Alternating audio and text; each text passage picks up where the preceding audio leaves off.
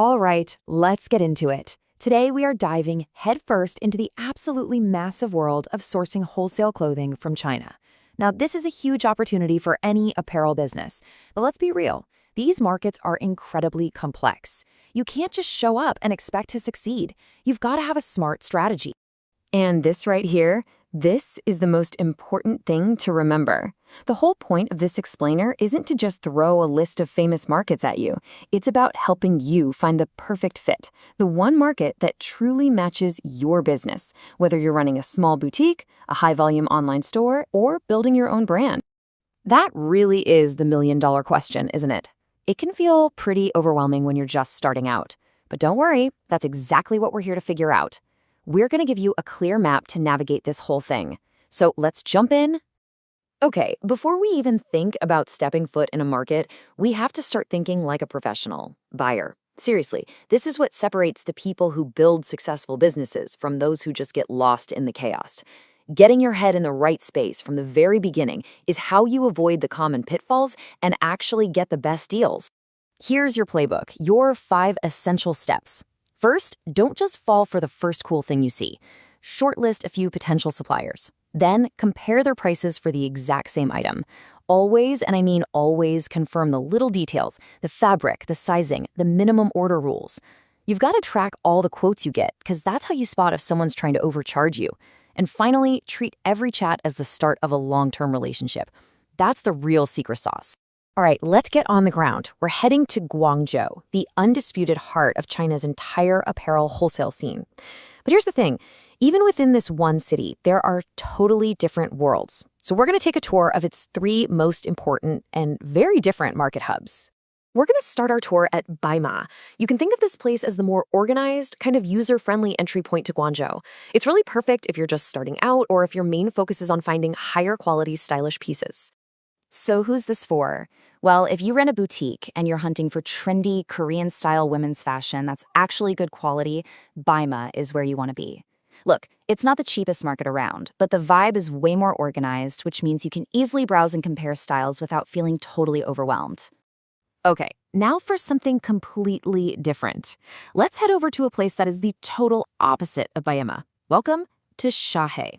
And this isn't just a market, it's a massive, buzzing, high-energy district that is built for one thing and one thing only, moving product fast.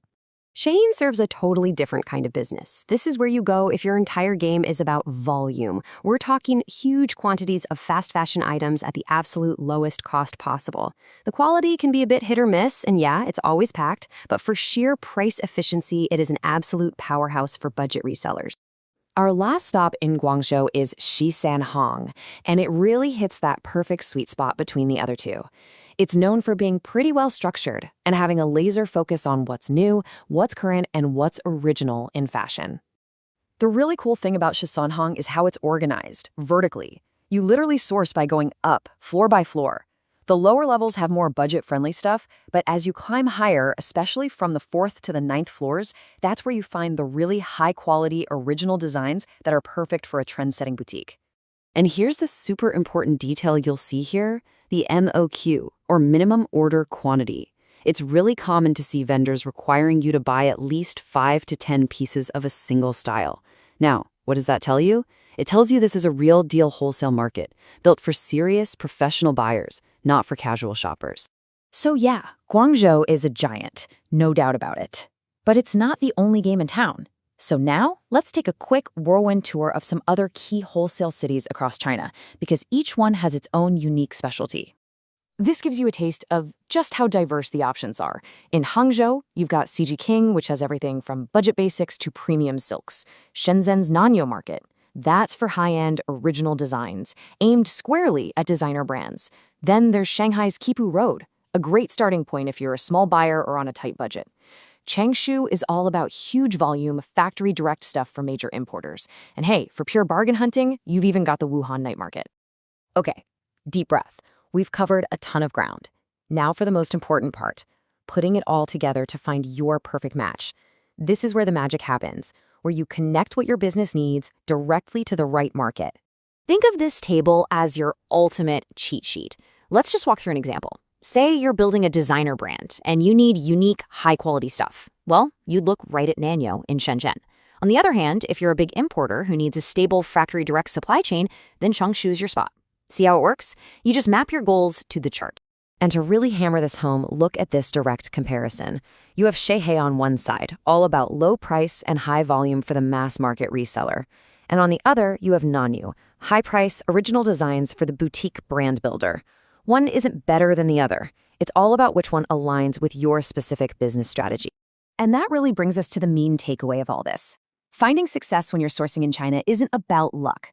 It all comes down to two things: making a smart, strategic choice about which market you go to in the first place, and then having a disciplined, professional process once you get there. So, I'll leave you with this final thought. Your business model, that's your map. And now, you have the compass to navigate it. The only real question left is, which one of these incredible markets are you going to explore first?